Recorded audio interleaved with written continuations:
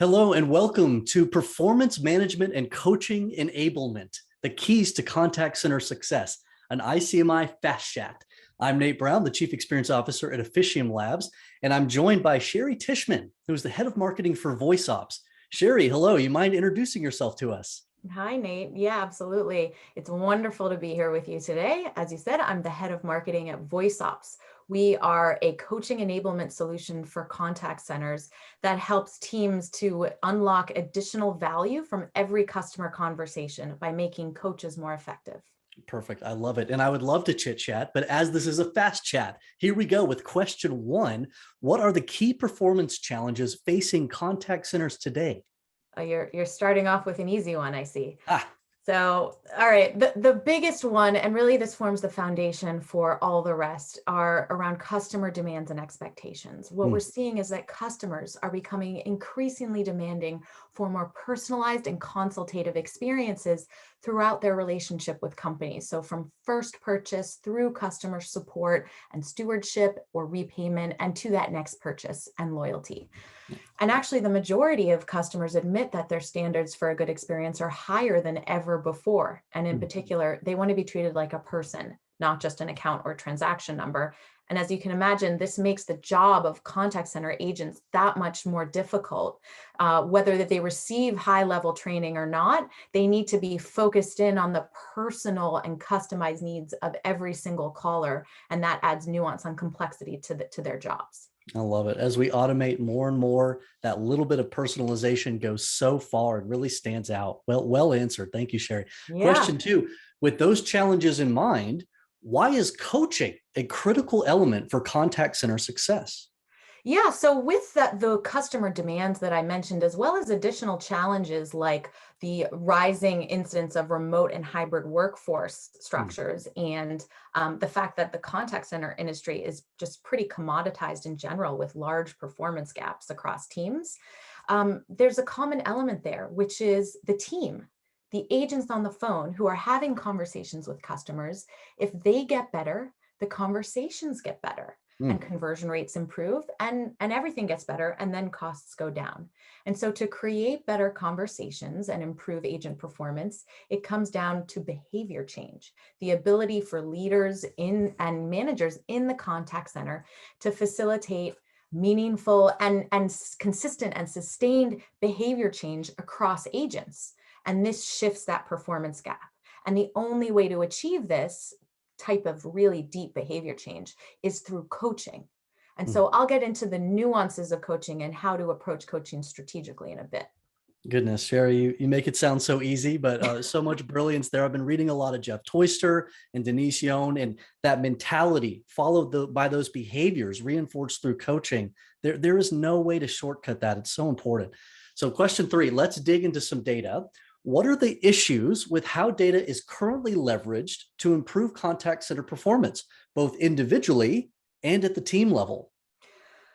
Yeah, this is such an important question because there are a lot of fancy, buzzy terms and tools out there serving Indeed. contact centers right now. And it's important to understand the context for them so that we can put them to best use. Hmm. Let's face it, it's really, really nice to have dashboards that show us what's going on. Data is really helpful, but the truth of the matter is focusing on what really matters to move the needle for your team.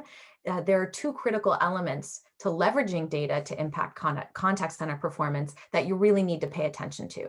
So the first one is data quality, and the second one is knowing what you then do with the data to make a difference for what you most care about. So I want to dig in a little further into each of those. I think we have some time. Yes. So when it comes to data quality, unfortunately, this is actually a really tough code to crack. Most solutions that we see suffer from really significant error rates in transcription and labeling of calls. Hmm. And this produces data that really isn't aligned with the priorities of the contact center managers and leaders. It's not providing useful or even accurate context for what's actually happening on the calls. So this ends up actually, when you think about, kind of the experience of the agents within the team, it actually becomes a source of conflict and mistrust between agents and their managers. Hmm. And pretty quickly, teams stop trusting or even using the data that's served to them. So this means that time has been wasted and attrition rates go up, and all the issues with performance and subpar customer experience are still there. So it's unfortunately, it's sort of a black hole of distraction when you don't get good quality data. And then when it comes to knowing what to do with the data, as I said, it's really nice to have dashboards, but if you don't know what to do, it's just a whole bunch of numbers sitting there. So it's critical that contact center managers and leaders get some guidance on what sorts of coaching and behavior change are needed based on what's the data is telling them. And so again, it all comes back to coaching. It's nice how that happens. Yeah, well, that's a great marriage on that data conversation, bringing the quality data in together with that actionable outcomes. I've been seeing more and more people leveraging poor data to try and further a biased agenda. So, I mean, it just cuts through all of that with having really good, high quality, clear information. I love it. So if we look at question 4 here, shifting a little bit towards coaching enablement, what is coaching enablement and why is this so important, Shari? Yeah, we see coaching enablement as sort of the hidden missing piece in that progression, from agent to behavior change and management and ultimately, performance improvement. Coaching enablement is overlooked because it's often not seen as a problem that needs solving, but when you really dig into it, it makes all the difference. So that was very vague. Let me get a little more specific for you. What we see is that traditional coaching workflows in contact centers, because you have them, but at least traditionally, it's been, kind of a manager walking the line, plugging in their headset, listening, providing feedback, and then there's maybe once a week you review a call together and you get feedback. And that is extremely inefficient and generally just fails to produce any sort of measurable improvement. We call this call-based coaching, right? What's needed is for teams to be able to transition to behavior-based coaching, where you can coach across many calls at once, focusing on a specific behavior that needs to be improved. The issue here is that this is really tough to scale. And so that's where tools and technology can be really helpful. And then the other element of coaching enablement is actually enabling the coaches, not just with technology and a methodology, but with guidance. A lot of coaches are just new managers who were really successful as agents, and they have very little management training. So you need to help them understand how to coach towards the behaviors that need improvement. And this would be a combination of perhaps platform tools, but also services and training and guidance and strategy.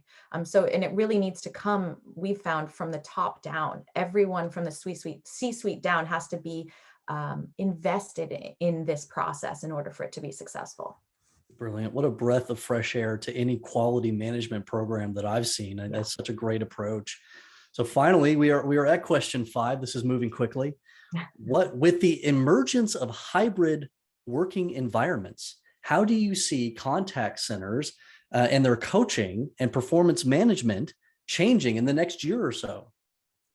I hesitate to make any sort of prediction here, given the past 18 months. I feel like it's a trap, but I'll try. So like so many industries, contact centers were forced to, spring forward like 3 years and adopt so many new processes practically overnight when the pandemic hit. For many companies, that adjustment is still happening, and each new month brings new unprecedented challenges as they figure out kind of what the new normal is going to be. And in my opinion, and I think that technology is going to continue to be a critical piece of this. And that trust issue that I mentioned when it comes to data is a keystone issue, right? People aren't necessarily going to be co-located anymore. That's not necessarily going to be the norm. Yep. And so it's going to be especially important that everyone can reference the same source of truth when they need to look at data.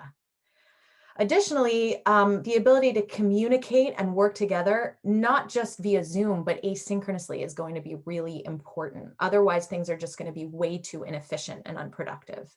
And this isn't just important for internal conversations and culture, but as an actual operationalized element of the contact center workflow and coaching programs, right? Make it a part of the entire agent program and not just, part of one-on-ones, let's say.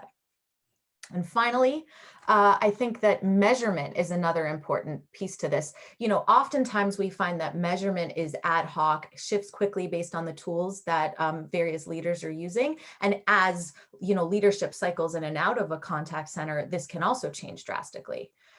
These measurements not only need to become more consistent, but they need to become more accurate and more sophisticated.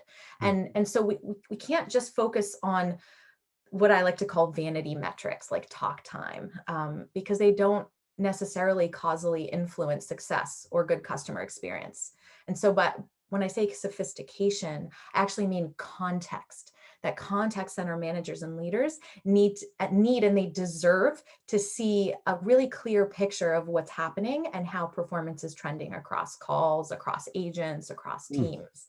And so, vendors like VoiceOps, we are on the hook to get this right for folks, because this will enable these contact centers to get more sophisticated with how they coach and manage agent performance, so that they can focus on what really matters, which is to better serve customers. Solid prediction, Shari.